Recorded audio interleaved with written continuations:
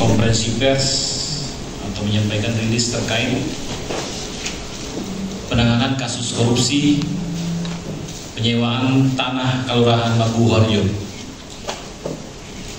di mana kasus ini kasus lanjutan dari kasus sebelumnya yang sudah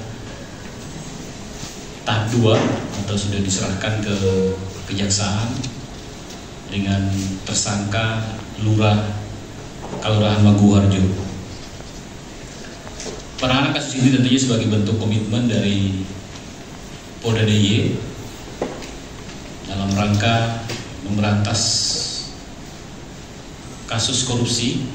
Siapapun yang terlibat, Polda DIY berkomitmen untuk melakukan penegakan hukum tanpa pandang bulu, mulai dari level yang terbawah sampai mungkin nanti level menyangkut pejabat-pejabat baik di kabupaten maupun di provinsi.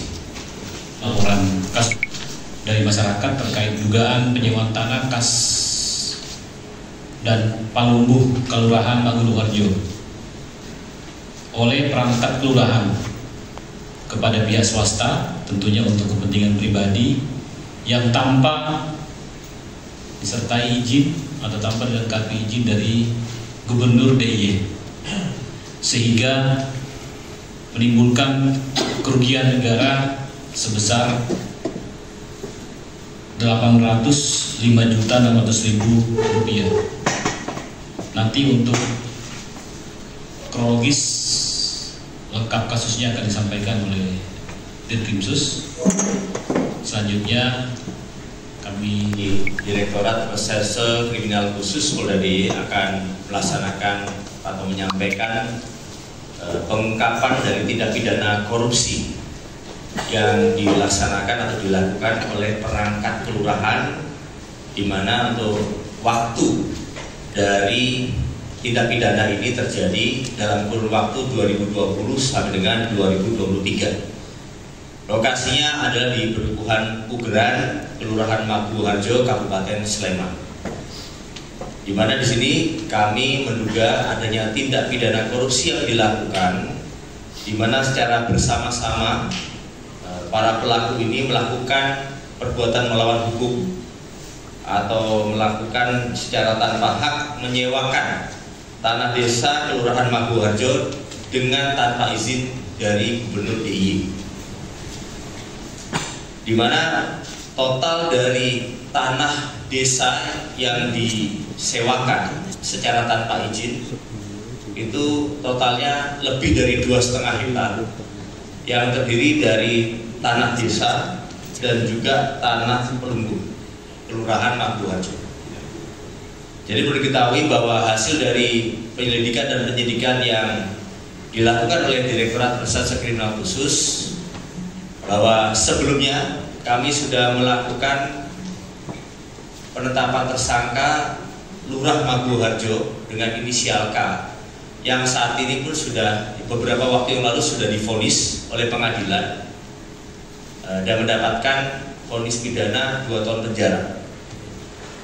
Dan selanjutnya sebagai pengembangan dari kasus ini, saat ini kami telah menetapkan tersangka yang merupakan Dukuh, Jogoboyo serta Danarta dari Kelurahan Maguwoharjo dengan inisial S, ES dengan N, di mana masing-masing dari pelaku ini menyertai dari Lurah Maguwoharjo dengan inisial K yang telah divonis sebelumnya, secara bersama-sama menyewakan secara tanpa izin tanah desa yang digunakan oleh pihak lain atau pihak swasta, sehingga akhirnya dapat dibangun sebuah lokasi olahraga beserta lokasi pariwisata.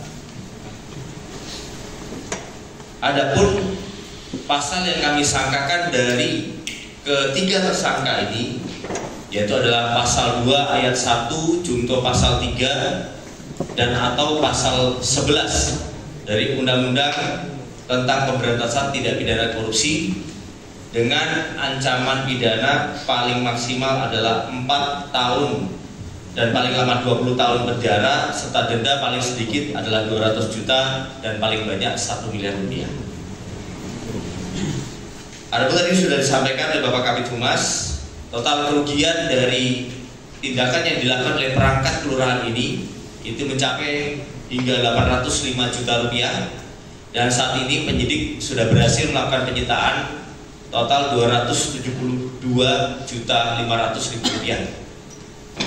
Dan selanjutnya untuk posisi kasus ini, untuk ketiga tersangka ini tanah kelurahan ini adalah harus ada izin. Ini sudah diatur di dalam Pergub Tempat Gubernur nomor 24 tahun 2024. Jadi peraturan ini perlu diajukan semuanya.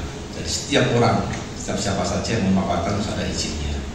Baik itu dilakukan oleh lembagaan ataupun oleh orang per orang. Kenapa harus ada izin? Karena memang tanah kelurahan ini awalnya merupakan tanah kesultanan yang bukan dari tanah Anggedo, di mana karena berasal dari kesultanan jadi harus semua izin ya, karena orang akan memakai itu harus ada izin seperti itu. Di dalam pergub tersebut memang ada aturan apa yang boleh, apa yang tidak boleh, mana yang harus berizin, mana yang tidak berizin. Kalau misalkan tanah pertanian atau pertanian juga tidak apa-apa, namun yang tidak boleh itu ada misalkan permukiman dan sebagainya. Jadi monggo setiap Bapak Ibu semuanya kita sudah punya peraturan tersebut, untuk segera peraturan itu diimplementasikan ya, silakan diimplementasikan, diterapkan, dan bagi siapa saja yang memanfaatkan boleh-boleh saja. Karena pada dasarnya bahwa tanah kelurahan ini bagian dari tanah kesultanan yang digunakan sebenarnya untuk kesejahteraan masyarakat, untuk kesejahteraan semua orang bagi yang memanfaatkannya. Tujuan utama seperti itu. Namun terpaksa harus ada izin. Saya kira seperti itu dari kami. Sekian, assalamualaikum. Untuk sementara ini saya berbicara masalah barang bukti yang disita dari para tersangka. Nah, selebihnya nanti kita akan masih telusuri kekurangan atau dari kerugian dari sisa dari yang sudah kami sita itu nanti dilarikan kemana untuk dilakukan penelusuran lebih lanjut.